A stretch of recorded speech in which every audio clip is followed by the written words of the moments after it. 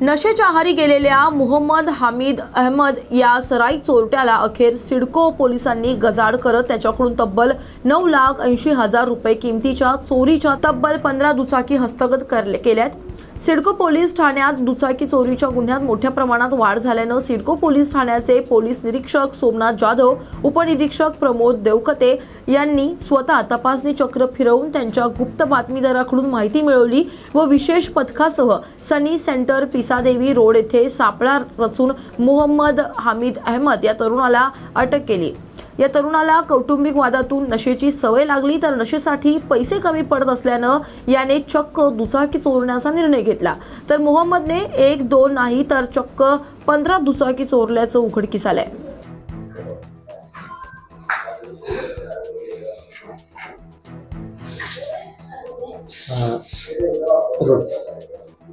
नमस्कार, मी PSI प्रमोद सखाराम देवकते, नेमणूक CIDCO police station. आमच्या पोलीस स्टेशनच्या हद्दीमध्ये MGM हॉस्पिटल या ठिकाणाहून मोटरसायकल चोरीचं प्रमाण बऱ्याच प्रमाणात वाढलेलं होतं। जे नातेवाईक पेशंटला ॲडमिट करतात घाई गडबडीत मोटरसायकल लावत होते, नेमकं त्यांच्याच गाड्या जो आम्हाला चोर मिळाला आहे तो चोर त्या गाड्या चोरी करत होता। त्यातले त्यात HF डिलक्स गाड्या त्याने बऱ्याच चोरलेल्या होत्या। त्यामुळं मी माझं पथक आम्ही तिथे सापळे लावले, 2 शिफ्टमध्ये 2-2 कर्मचारी लावून दिले साध्या कपड्यामध्ये। त्याबरोबरच इकडं तांत्रिक तपास केला, जसं की पूर्ण शहराचे जवळपास 250 CCTV कॅमेरे ते सुद्धा आम्ही चेक केले। त्याच्यातून आम्हाला एका संशयित इसमाची माहिती मिळाली। त्याला सापळा रचून त्याला पकडल्यावर त्याने गुन्ह्याची कबुली दिली आणि आज आतापर्यंत त्याच्याकडून 15 मोटरसायकल जप्त केलेले आहेत। 15 मोटरसायकलपैकी 12 मोटरसायकली चोरी झाल्याचे गुन्हे दाखल आहेत। त्यापैकी 9 गुन्हे आपल्या सिडको पोलीस स्टेशनला आहेत, 2 गुन्हे वेदांत नगर पोलीस स्टेशनला आणि 1 गुन्हा उस्मानपुरा पोलीस स्टेशनला। आणखी काही गाड्या मिळण्याचे चान्सेस आहेत? आरोपी PCR मध्ये आहे, तपास चालू आहे, आणखी गाड्या मिळण्याची शक्यता आहे। या गाड्या म्हणजे MGM पासूनच चोरलेल्या आहे का इतर ठिकाणाहून सुद्धा? या आरोपीची MOB पाहता त्याने हॉस्पिटलच्या जवळून गाड्या चोरल्याचं निष्पन्न झालेलं आहे। MGM हॉस्पिटल येथून 9 गाड्या चोरल्या होत्या त्याने। त्याचबरोबर कृपामयी हॉस्पिटल वेदांतनगरच्या हद्दीमध्ये तिथून 1 गाडी चोरलेली आहे आणि सिटी केअर हॉस्पिटल उस्मानपुरा या ठिकाणाहून पण 1 गाडी चोरलेली आहे। गुन्हा दाखल आहे? नाही, या अगोदर तर त्याच्यावर गुन्हा दाखल असल्याचं काही निष्पन्न झालेलं नाही। नेमकी चोरी करायचं कशासाठी? याने हा व्यसनाधीन झाला, कौटुंबिक आर्थिक परिस्थिती बिघडल्यामुळं आणि कौटुंबिक थोडं वादविवाद झाल्यामुळं त्याने या मार्गाचा अवलंब केला, कमी वेळामध्ये जास्त पैसे मिळवण्यासाठी। कल्याणमधील 65 इमारतींमधील रहिवाशांना दिलासा दिल्यानं मुख्यमंत्री देवेंद्र फडणवीस यांचं आभार। मात्र या रहिवाशांची फसवणूक करणाऱ्यांना पुढील अधिवेशनाआधी जेलमध्ये टाका, ठाकरे गटाचे जिल्हा प्रमुख दीपेश म्हात्रे यांची मागणी। आज विधानसभेमध्ये महाराष्ट्राचे मुख्यमंत्री देवेंद्र फडणवीस यांनी डोंबिवलीतील 65 इमारतींसंदर्भात आज वक्तव्य केलेलं आहे। 65 इमारतींतील लोकांना बेघर होऊन देणार नाही असं वक्तव्य त्यांनी केलेलं आहे। आज विधानसभेच्या अधिवेशनाचा शेवटचा दिवस होता। या शेवटच्या दिवशी का होईना पण आज डोंबिवलीतील 65 इमारतींना दिलासा मिळालेला आहे। त्याबद्दल मी देवेंद्र फडणवीस साहेबांचे खूप खूप आभार मानतो। त्याचबरोबर त्यांनी अजून एक त्याच्यामध्ये घोषणा केली आहे की याचे जे खोटे कागदपत्र बनवणारे लोक आहेत आणि ज्यांनी लोकांची फसवणूक केली आहे त्यांच्यावर कडक कारवाई करून त्यांना जेलची हवा खायला पाठवणार आहेत। पुढचं अधिवेशन यायच्या आधी देवेंद्र फडणवीस साहेब ह्या सर्व लोकांना ज्यांनी लोकांची फसवणूक केली आहे यांना जेलमध्ये टाकतील अशी अपेक्षा आम्हाला देवेंद्र फडणवीस साहेबांकडून आहे। परंतु आता तरी तात्पुरतं या 65 इमारतीतील लोकांना दिलासा मिळाला, त्याबद्दल मी त्यांचा आभार मानतो। नागपूरच्या कळमना परिसरातील नाका नंबर 4 परिसरात एका गोडाऊनला भीषण आग लागली। सिडको वाळूज महानगरात साईनगर परिसरात नागरिकांच्या सहभागातून स्वच्छता अभियान राबवण्यात आलं।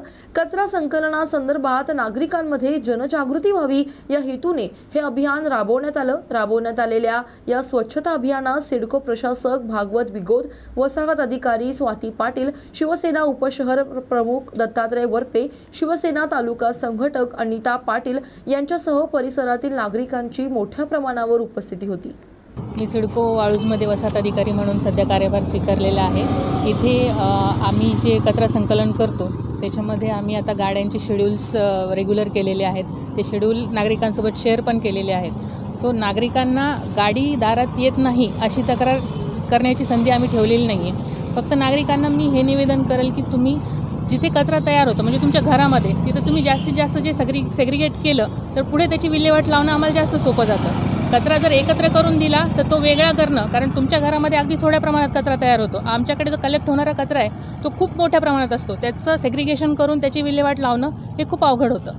त्यामुळे नागरिकांनी जास्तीत जास्त स्वतःच्या घरामध्ये कचरा सेग्रिगेट करून तो त्याचप्रमाणे कचऱ्याच्या गाडीमध्ये दिला तर त्याची विल्हेवाट लावणं आम्हाला खूप सोपं होईल। स्वच्छता राखणे ही शासनाप्रमाणेच नागरिकांची पण जबाबदारी आहे आणि यातूनच वाळूज महानगरमध्ये सिडकोकडून जे स्वच्छतेचं आणि इतर कामं केली जातात याबरोबर येथील नागरिकांनीही सक्रिय सहभाग नोंदवावा अशी अपेक्षा असते। तर आज या ठिकाणी श्री वरपे आणि त्यांचे सर्व सहकारी या ठिकाणी आपल्या वाळूज महानगरमध्ये स्वच्छतेच्या कामासाठी सक्रिय आपल्याला झालेले दिसत आहेत आणि अशाच प्रकारे छोट्या छोट्या कॉलनीज किंवा गल्ल्या असतील तर आपण एक जर प्रण केला की त्या पर्टिक्युलर कॉलनी किंवा त्या गल्लीतली जरी आपण स्वच्छता आपल्या 5-10 लोकांच्या टीमनी जर जबाबदारी घेतली तर सिडकोची तर यंत्रणा आहेतच, तर या आपल्या सर्वांच्या सहकार्यातून आपला हा परिसर आणि हे शहर स्वच्छ ठेवण्यासाठी नक्कीच आणखी हातभार लागेल। शासन स्तरावर जर आहे तर स्वच्छते संबंधी वेगवेगळ्या उपाययोजना करण्यात येत आहेत। कचरा संकलनासाठी जे आहे ते गाड्यासुद्धा लावलेल्या आहेत, मात्र कुठेतरी नागरिकांचा अवेअरनेस आपल्याला पाहायला मिळत नाही। रस्त्यावर कचरा फेकताना दिसतात, अशा नागरिकांना काय आव्हान करायचं? माझं सर्वांना एक आव्हान आहे की जेव्हा 2015पासून स्वच्छ भारत अभियान ऑफिशियली सुरू झालं मे 2015पासून, तर त्यानंतरच आपण बघतो की घरातील लहान मुलं असतील किंवा ज्येष्ठ नागरिक असतील किंवा सर्वच असतील या सर्वांमध्ये स्वच्छता ठेवणे हा संदेश पोहोचलेला आहे, परंतु त्याची अंमलबजावणी जी आहे ती आपण स्वतःवरनं जर सुरुवात केली याची तर हे नक्कीच आपण यात यशस्वी होऊ। आणि घनकचरा व्यवस्थापन अधिनियम जो आहे 2016चा यामध्ये कचरा निर्माण करणाऱ्यांची जबाबदारी सुरुवातीला शासनाने पण निश्चित केली आहे। यामुळे कचरा निर्मितीच्या ठिकाणी जर कचरा कमी झाला तर आपल्याला नक्कीच हे आपल्या सिडकोच्या स्वच्छता या करणारी जी यंत्रणा आहे, जी एजन्सी आहे, एजन्सीच्याही कामाला हातभार लागेल। प्रत्येकाने रोज जर 10 मिनिटं सार्वजनिक स्वच्छतेसाठी दिले, प्रत्येकाने ठरवायचे 10 मिनिटं, म्हणजे माझ्या आजूबाजूचा परिसर मी 10 मिनिटे कुठेही मला कचरा दिसला तर तो एका ठिकाणी जमा करेल। अवेअरनेसच्या बाबतीत मी नागरिकांना समजावून सांगेल किंवा कोणी कचरा टाकत असेल त्यांना माता भगिनींना पण समजावून सांगेल। कचरा गाडी त्यांच्या दारात येते, त्या गाडीचं महत्त्व, कचरा विलगीकरण कसा करायचा त्या गोष्टींचं सगळं महत्त्व जवळपास शासन स्तरावर किंवा आम्ही सर्वांनी आजपर्यंत नागरिकांना सांगितलेलं आहेच, परंतु रोजचे 10 ते 15 मिनिटं कमीत कमी प्रत्येक नागरिकाने जर दिले तर मला वाटतं हा जो इथं कचरा आपल्याला जमा झालेला दिसतो तो दिसणार नाही। आणि तुमच्या माध्यमातून सर्व कचरा फेकणाऱ्या नागरिकांना, माता भगिनींना, कामगार बांधवांना विनंती, मान्य आहे तुम्ही सकाळी 7च्या शिफ्टला जाता, तुमच्या दारात सकाळी 7 वाजता कचरा गाडी येऊ शकत नाही, त्या दृष्टीने आज सर आलेले आहेत, आम्ही त्यांच्याशी चर्चा करणार आहोतच। काहीतरी आपण पर्याय त्याच्यावरती सुचवू, काहीतरी त्याच्यावरती आपण काहीतरी मार्ग काढू, परंतु याचा अर्थ असा होत नाही की तुम्ही कचरा कुठे कॅरी बॅगमध्ये भरायचा आणि फेकून द्यायचा। आपण अनेक व्हिडिओ आता बघतो आहोत की गायी आता फिरतायत, एकीकडे आपण गायीला गोमातेचा दर्जा देतो, हिंदू म्हणून आपण सगळे गायीचा अगदी सन्मान करतो, गोमाता आहे गोमाता आहे, दुसरीकडे तीच गोमाता तुमचा प्लास्टिकचा कचरा खाऊन अक्षरशः रस्त्यावर तडफडून मरते हो। तुम्ही कसं बघू शकता ही गोष्ट? निदान प्रत्येकाने काहीतरी आपण सामाजिक बांधिलकी म्हणून, एक कुठेतरी जाणीव म्हणून, एकीकडे म्हणायचं गायीच्या पोटात 33 कोटी देव आहेत आणि दुसरीकडे तुमचा कचरा खाऊन त्या गायीला जिवंत मारायचं, हे पाप आपण कुठं फेडणार आहोत? प्रत्येकाला विनंती आहे तुमच्या माध्यमातून, जास्त वेळ घेणार नाही, आता साफसफाईची वेळ आहे, तुमच्या माध्यमातून प्रत्येकाला, प्रत्येक नागरिकाला, माझ्या बांधवांना सर्वांना विनंती आहे, कचऱ्याच्या बाबतीत काही समस्या असेल तर आम्ही हेल्पलाईन एक आम्ही आता या ठिकठिकाणी बॅनर लावणार आहे। मी माझा स्वतःचा नंबर त्या ठिकाणी किंवा प्रशासनाकडनं कोणाचा जर झाला तर तोही नंबर आम्ही त्या ठिकाणी टाकणार आहोत हेल्पलाईन म्हणून। नववर्षाच्या स्वागतासाठी विविध कार्यक्रमांचं आयोजन वर्धा येथे करण्यात आलं। श्रीराम मंदिर देवस्थान व श्रीराम शोभायात्रा समितीच्या वतीनं हे आयोजन करण्यात आलंय। यामध्ये सकाळी पाडवा पहाट तसेच स्कूटर रॅली, श्रीराम प्रभात फेरी, श्रीराम मंदिरात नवरात्र उत्सव, शोभायात्रा, महाप्रसाद असे विविध कार्यक्रम घेण्यात आले। वैशिष्ट्य ठरलेला आणि गेल्या 15 वर्षांपासून सातत्याने सुरू असलेला पाडवा पहाटचा कार्यक्रम आणि त्या पाडवा पहाटच्या कार्यक्रमाच्या अनुषंगाने त्याच्या आधी होणारे श्रीराम प्रभात फेरी 14 भागामध्ये स्कूटर रॅली या सगळ्यांची माहिती देण्यासाठी म्हणून विशेषत्वाने आपण ही पत्रकार परिषद घेतली होती। या पाडवा पहाट कार्यक्रम बोलवलेला आहे, ते येणार आहेत। यामध्ये सर्व प्रकारचे लोक सम्मिलित आहेत, विविध पक्षांचे लोक, स्पर्धेतील सज्जन शक्ती, मातृशक्ती असे सगळे लोक त्यात उपस्थित राहणार आहे। साधारणपणे 10-1 हजार लोक या कार्यक्रमाला उपस्थित असतात। जी स्कूटर रॅली होणार आहे त्या स्कूटर रॅलीमध्ये 1000च्या वर वाहनं राहतील अशी आमची अपेक्षा आहे। आणि शोभायात्रेमध्ये विविध प्रकारच्या झाकी, आमचं श्रीराम पथक अशा सगळ्यांचा एक खूप मोठा कार्यक्रम होतो आहे। आणि या कार्यक्रमामध्येही जवळजवळ 25-1 हजार लोक उपस्थित राहतील असा आमचा अंदाज आहे। पहाटच्या सुमारास झुलेलाल जयंती पण येणार असल्यामुळे ती पण आम्ही साजरी करणार आहोत। गावकर, अनिरुद्ध जोशी आणि श्रावणी वागळे असे 3 कलाकार आहेत, त्यांच्यासोबत त्यांचा संच पण आहे।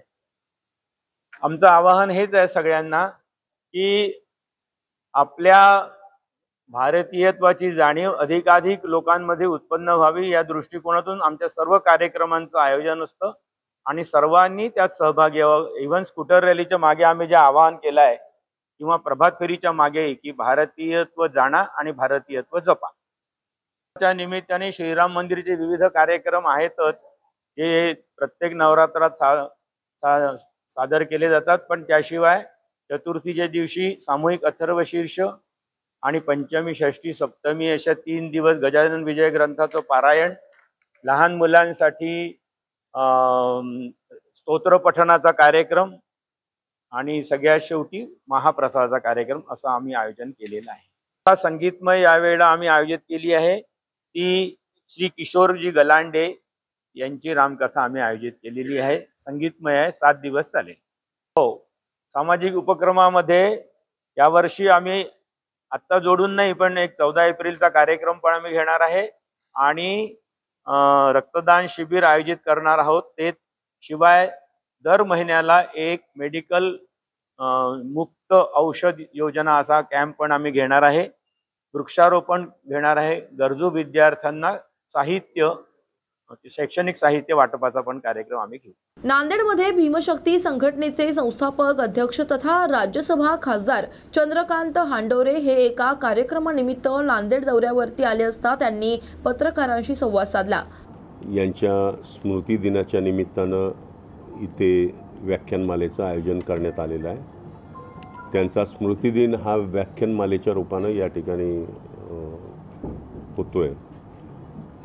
या कार्यक्रमामध्ये माननीय गवई साहेबांच्या पत्नी श्रीमती कमलताई गवई साहेब पण आहेत। अनेक नेते या ठिकाणी येत आहेत। बाबासाहेब आंबेडकरांचा जो चळवळीचा वारसा आहे, हा वारसा जसा बॅरिस्टर खोब्रागडे, कर्मवीर दादासाहेब गायकवाड, BC कांबळे, भंडारे साहेब या नेत्यांनी तो चळवळीचा वारसा पुढे घेऊन जाण्याचं काम केलं। त्यांच्याच तालमीमध्ये शिकलेले, समाजकार्य पुढे घेऊन जाण्यासाठी प्रयत्न करणारे मामा येवले हे त्याच मुशीतनं तयार झालेले नेते होते। आणि या नेत्यानं आयुष्यभर समाजाचं हित जपण्याचं काम केलं, बाबासाहेबांची चळवळ पुढे घेऊन जाण्याचा प्रयत्न केला। अशा या नेत्यांना आपण सुद्धा श्रद्धांजली वाहिली पाहिजे, कारण ह्या जुन्या जाणत्या नेत्यांनी समाजाचं हित बघण्याचंच काम केलं आणि मग आता ते राहिले नाही आहेत। त्यांच्या स्मृती आहेत, त्यांचे विचार आहेत, त्यांचा आदर्श आहे, तो पुढच्या पिढीनं घेतला पाहिजे। यासाठी अशा कार्यक्रमांना जाणं अगत्याचं आहे. त्यानिमित्तानं त्यांना अभिवादन होईल आणि त्यांना अभिवादन करण्यासाठी मी इथे आलो. साहेब, देशामध्ये महाराष्ट्राला एक वेगवेगळी ओळख आहे, वेगवेगळ्या महापुरुषांचा होता वारसा या महाराष्ट्राला लागलेला आहे. सध्या परिस्थितीमध्ये सोमनाथ सूर्यवंशी आयुकाची हत्या झालेली आहे, खून झालेला आहे पोलीस कोठडीत. त्यानंतर मसाजूरचे सरपंच संतोष देशमुख यांचा खून झालेला आहे. पाठीमागं झालेले अनेक प्रश्न उकरून वेगवेगळ्या घटना घडत आहेत. एक वेगळा वारसा लाभलेल्या महाराष्ट्रामध्ये ह्या घटना घडत आहेत. याकडे कसं पाहता तुम्ही? अत्यंत दुर्दैवी आहे सगळं. ज्या महापुरुषांनी छत्रपती शिवराय, महात्मा ज्योतिबा फुले, बाबासाहेब आंबेडकर, शाहूराजे या महापुरुषांनी या महाराष्ट्रालाच नव्हे देशाला एक वैचारिक आणि सर्व धर्म समभावाचा वारसा दिलेला आहे. तो वारसा ज्या पद्धतीनं महाराष्ट्र पुढं घेऊन चाललेला आहे त्याला काळिमा फासण्याचं काम समाजातलेच काही समाजकंटक करत असतात. ते कधी धर्माच्या नावानं, कधी जातीच्या नावानं, कधी गुंडागर्दीच्या नावानं हे सगळं होत राहिलेलं आहे. याला आळा घालण्याचा प्रयत्न सरकारच्या माध्यमातून होत असतो, परंतु दुर्दैवानं त्याची अंमलबजावणी होत नाही. त्यासाठी मग मोर्चे आंदोलनं वगैरे करावे लागतात. सोमनाथ सूर्यवंशीसारखा अत्यंत तरुण कार्यकर्ता ज्याला पोलिसांच्या मारहाणीमुळे ज्याचा मृत्यू झाला, ते प्रकरण धसास लावण्यासाठी महाराष्ट्रभर आंदोलनं झाली. आता हे संतोष देशमुखांचं प्रकरण बघा की म्हणजे माणसं कुठल्या थराला जाऊ शकतात हे संतोष देशमुख यांच्या हत्येनं महाराष्ट्राला दिसलेलं आहे. काही ना काही निमित्त करून जातीयवाद कसा फोपवला जाईल, धर्मांध शक्ती कशा याला फूस लावण्याचा प्रयत्न करतील याची गॅरंटी आज राहिलेली नाही. आणि म्हणून सरकारनं या बाबतीमध्ये कडक पावलं उचलावी आणि काम करावं. कारण आत्तापर्यंत मी बघतोय, मी आता परवा माहिती घेतली, जो ह्याचा आमचा मागासवर्गीय कमिशन आहे, शेड्यूल कास्ट कमिशन, त्याच्याकडं माहिती घेतली तर त्याच्यामध्ये जवळजवळ 50,000 ते 52,000 ज्या ॲट्रॉसिटीच्या केसेस आहेत त्या पेंडिंग राहिलेल्या आहेत. महाराष्ट्र शासनाचा जो समाज कल्याण विभाग आहे तिथं माहिती घेतली तर तिथं अनेक केसेस पेंडिंग आहेत. ह्यांच्यावर कारवाई होत नाही. या केसेस वाढत चाललेल्या आहेत, परंतु त्याचं जे कन्व्हिक्शन रेट आहे तो कन्व्हिक्शन रेट वाढत नाही. म्हणजे जो शिक्षा झाली पाहिजे ते दुर्दैवानं फार नगण्य प्रमाणात 2-3% होतं. हे ज्यावेळेस 50-60-100% जाईल त्या दिवशी अन्याय अत्याचार या महाराष्ट्रातला थांबेल. सोमनाथ सूर्यवंशीचा मृत्यू पोलिसांच्या मारहाणीचा असा अहवाल येऊन सुद्धा सरकार कारवाई पाऊल उचलतो आणि सीआयडी चौकशी पण चालू झाली. आता या बाबतीमध्ये आता प्रचंड आंदोलन झालं. परभणीचे लोक पायी मोर्चा काढून नाशिकपर्यंत गेले. त्यांना आश्वासन दिलं 15 दिवसात आम्ही कारवाई करतो म्हणून सांगितलं. त्यामुळे त्यांनी मोर्चा नाशिकपर्यंत स्थगित केला. 2 महिने उलटून गेले, काही झालं नाही. शेवटी त्यांनी नाशिकपासून मुंबईपर्यंत सुरू केलं. त्यांना त्या मुलुंडच्या चेकनाक्यावर पोलिसांच्या गाड्या बोलून भरून त्यांना अरेस्ट करण्याचा प्रयत्न केला. त्याच्यामध्ये आमचे महापौर रवींद्र सोनकांबळे, आमचे भीमशक्तीचे महाराष्ट्राचे जनरल सेक्रेटरी आहेत, ते होते. त्याच्यानंतर विजय वाकोडे आमचा नेता, त्यांचा मुलगा, म्हणजे चळवळीतले नेतेसुद्धा अशा पद्धतीनं आता नाही आशिष वाकोडे होतेच, पण वाकोडेसारखं ज्याने आयुष्यभर चळवळ चालवली त्या ह्या प्रकरणामुळंच त्यांना हार्ट अटॅक आला. हे सगळं दुर्दैव आहे. सरकारनं याबाबतीत कडक अंमलबजावणी करावी अशी मागणी मी या निमित्तानं करत आहे. तर आज रूटमार्ग काढण्यात येणार आहे, काय म्हणणार? आगामी सण उत्सवाच्या अनुषंगाने पूर्ण कल्याण आणि डोंबिवली पूर्ण परिमंडळामध्ये ह्या रूटमार्चचं आयोजन केलेलं आहे आणि जो आगामी हिंदू आणि मुस्लिम यांचे जे सण येणार आहे या पूर्ण आठवड्याभरामध्ये त्याच्यामध्ये शांततेमय मार्गातून हे साजरे व्हावेत आणि लोकांनी कोणत्याही अफवेवरती विश्वास ठेवू नये याच्याकरता हा रूट मार्च काढण्यात येत आहे. त्याचा भाग म्हणून आज कल्याण पश्चिम या भागामध्ये सदानंद चौकापासून हा रूट मार्च सुरू केलेला आहे. हा पूर्ण म्हणजे दुर्गाडीपर्यंत दूध नाका वगैरे असेल हा सगळा परिस्थिती आपण कव्हर करत आहोत. आणि याच प्रकारचं नियोजन हे परिमंडळामध्ये इतर वेगवेगळ्या ठिकाणी जे संवेदनशील भाग आहे अशा ठिकाणी ह्या रूट मार्चचं आयोजन केलं जाणार आहे. आणि या माध्यमातून सर्व जनतेला एकच आव्हान आहे की कोणत्याही अफवेवरती विश्वास ठेवू नका, कोणत्याही सोशल मीडियावरती कोणत्याही पोस्ट फॉरवर्ड करू नका जेणेकरून काही जातीय किंवा धार्मिक तणाव निर्माण होऊ शकेल. आपले सण अतिशय उत्साहाने आनंदाने पण दुसऱ्याला त्रास होणार नाही अशा पद्धतीने साजरे करण्यात यावे अशा प्रकारचं आव्हान सर्व नागरिकांना आहे. नंदुरबार जिल्हा रुग्णालयात आज प्रॉमिस डे साजरा करण्यात आला. गेल्या वर्षी आजच्याच दिवशी नंदुरबार जिल्हा रुग्णालयात 1 किलोपेक्षा कमी वजनाचे 3 बालक दाखल झाले होते. आज हे बालक 1 वर्षाचे झाले असून अत्यंत सुदृढ आणि सशक्त आहेत. आज त्यांचे वजन 7 ते 8 किलो असं आहे. जिल्हा रुग्णालयातील बालरोग तज्ज्ञ व वैद्यकीय अधिकारी यांच्या प्रयत्नांनी हे बालक अत्यंत सुदृढ आहेत. बालकांचा आज जिल्हा रुग्णालयात केक कापून वाढदिवस साजरा करण्यात आला. त्यापैकी बेबी ऑफ अन्नपूर्णा हे एका प्रायव्हेट हॉस्पिटलला डिलिव्हरी झालं होतं. तिथे प्रायव्हेट हॉस्पिटल बेबी हे pre term with very low birth weight होतं. अराउंड बेबीचं 820 ग्रॅम वेट होतं. तर बेबीला कुठल्याही प्रायव्हेट हॉस्पिटलला ॲडमिट नाही केलं कारण बेबीला त्याला CPR व्हेंटिलेटर सपोर्ट लागला असता. म्हणून त्यांनी आपल्या इथे त्यांच्याकडे ऑप्शन नव्हता, पेशंटची परिस्थिती नव्हती. तर त्यामुळे ते आपले सिव्हिल आले असता आपण त्यांच्याचा कन्सेंट घेतला आणि त्यांनाही सांगितलं आपण कशा पद्धतीने पुढे ट्रीटमेंट करणार आहोत. बेबी आलं तेव्हा बेबी हे RD रेस्पिरेटरी डिस्ट्रेसमध्ये होतं. नंतर बेबी हे pre term with very low birth weight 820 gram weight. आपण त्याला सुरुवातीला CPR मशीन ठेवलं. ग्रॅज्युअली त्याला कॅपने हे रेस्पिरेटरी सपोर्टसाठी मेडिकेशन्स चालू केले. ग्रॅज्युअली बेबी सपोर्ट करत गेले. आपण हळूहळू मेडिकेशन स्टेपर केल्यानंतर जवळपास बेबी हे 12 दिवस CPR होतं, कन्व्हेन्शनल CPR होतं. त्याच्यानंतर मग त्याला आपण बेबीला सेप्सिस बेबीला थोडं हायर अँटीबायोटिक लागले. नंतर मध्ये बेबीचं परत GI ब्लिडिंग असतं, NAC म्हणजे ज्याला काही बाळांना दूध पचत नाही तर त्या बाळांना GI ब्लिडिंग झालं. नंतर कालांतराने तेही आपण त्याला व्हिटॅमिन K IVIG त्याची करस्पॉन्डिंग ट्रीटमेंट दिली. त्यानंतर तोही पार्ट सेटल झाला. सेटल नंतर त्याला आपण स्टेप डाऊनला करतो. स्टेप डाऊनला 5 दिवस ठेवले. त्याच्यानंतर बाळाला आपण MHCला घेतलं. MHCला जवळपास बाळ 1 महिना 10 दिवस होतं आणि जेव्हा डिस्चार्ज करताना वेट होतं 1500 ग्रॅम.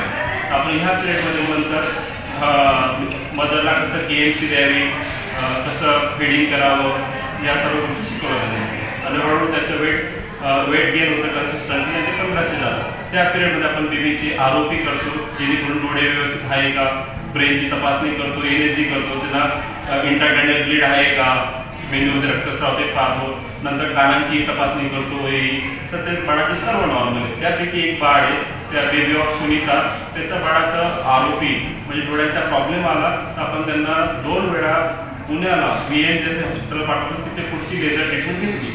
आता तेही बाळ व्यवस्थित आहे. तिघं बाळांचं milestone as per age normal आहे आणि तिघं बाळ व्यवस्थित आहे.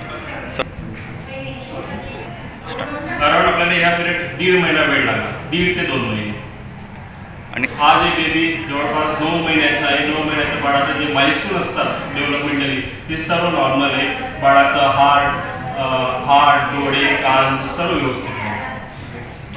तर आमचं पहिले एक आहे की जे प्रेग्नन्सी असते ANC 9 महिने त्या पिरियडमध्ये ते प्रॉपर केअर घेतली की जेणेकरून बाळाचं वेट हे 2.5 किलोपर्यंत यायला पाहिजे. जर बाळ 2.5 किलो झालं तर त्याचे ऑर्गन सर्व परिपक्व असतात तर त्या बाळाला एवढा NICU केअर सपोर्ट कमी लागतो आणि ते बाळ आपल्या ट्रीटमेंटला रिस्पॉन्स करतं. पण बऱ्याच आपला जिल्हा हा कुपोषित जिल्हा असल्या कारणास्तव त्यांच्या आईचं वजन नसतं म्हणून त्यामुळे बाळाचंही वजन कमी येतं. अराउंड सरासरी पाहिलं आपल्या SNC जे ॲडमिशन असतात साधारणतः आपल्या वर्षाला 2,500 ॲडमिशन असतात, 2,500 ते 3,000.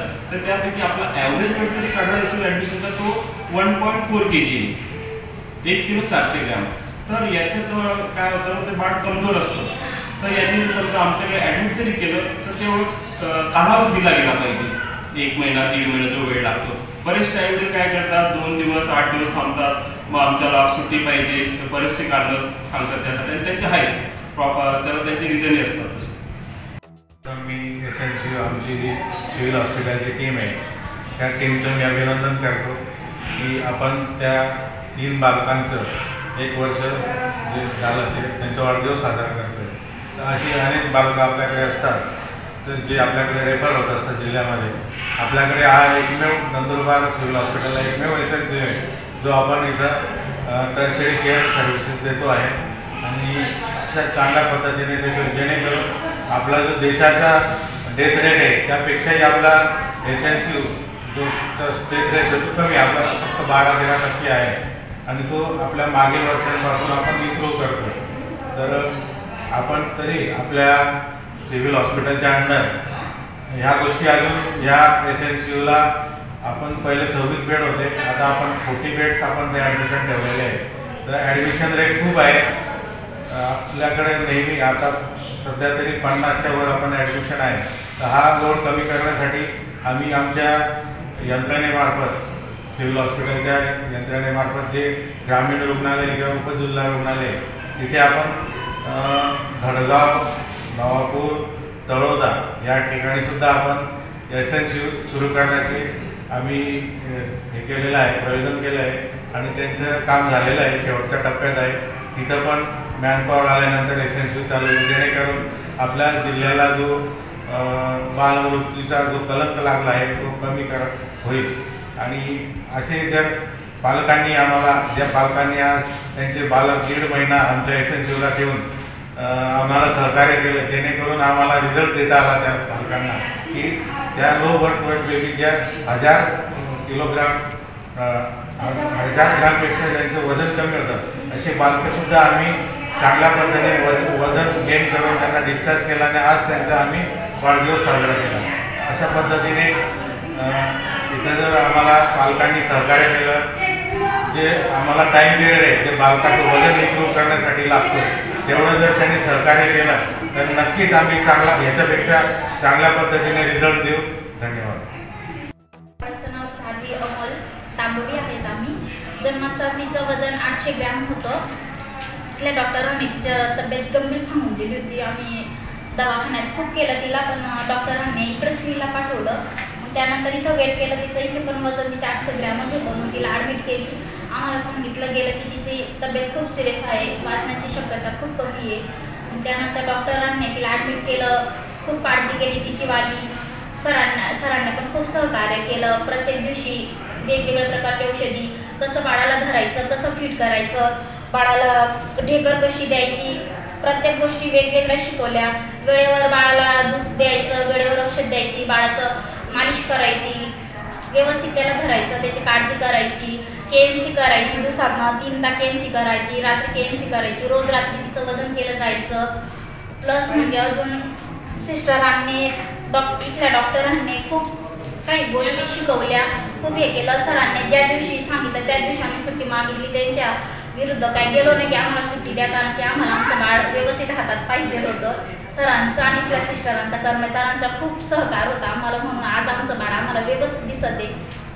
असं बाळाचा जन्म स्पर्श नर्सिंग होमला इथे झाला प्रायव्हेटला आणि 6 मेला जन्म झाला तिचावाला. सिव्हिलला त्या दिवशी तिला दुपारून आणलं होतं आम्ही. छत्रपती संभाजीनगरमधील सिल्लोड तालुक्यातील निल्लोड येथील तलाव कोरडा पडल्याने परिसरात भीषण पाणी टंचाईची समस्या निर्माण झाली आहे. सिल्लोड तालुक्यामध्ये असलेल्या निल्लोड गावाची तसेच पंचक्रोशीतील वस्त्यांना जलसंकटाचा सामना करावा लागतोय. या वस्त्यांना आणि गावांना पाणी पुरवठा करणारा निल्लोड येथील तलाव कोरडा पडलाय, तर एकीकडे पडलेला कमी पाऊस आणि दुसरीकडे झालेला उपसा यामुळे परिसरात पाणी टंचाईचे संकट निर्माण झाले असून हा उन्हाळा निल्लोड गावासाठी संकटात जाणार आहे. गेल्या वर्षी अत्यल्प पाऊस झाल्यामुळे आमच्या निल्लोड मध्यम प्रकल्पामधली पाण्याचा साठा पूर्ण कोरडाठक झालेला आहे आणि येणाऱ्या काळात आम्हाला टँकरची आवश्यकता ताबडतोब शासनाने आम्हाला द्यावे अशी आमच्या ग्रामपंचायतकडून मागणी आहे. आणि वारंवार अशी टंचाई उपलब्ध होऊ नये यासाठी शासनाने आमच्या धरणामध्ये चर खोदण्याची एक परवानगी द्यावी आणि धरणामधील जो सांडवा आहे त्याच्या खालून पाणी असल्यावर लिकेज होतं, तो सांडवा दुरुस्त करणे आणि पाळूची उंची वाढवणे हे 2 कामं महत्त्वाचे कामं करण्यासाठी शासनाने परवानगी द्यावी. 5व्या दिवशी नळ येत्या, पाणी कमी येतं. कशामुळे येत नाही? पाणीच नाही आहे धरणामध्ये. अजून 4 महिने जायचे, कसं जायचे 4 महिने? काय आम्हाला पाणी पाहिजे.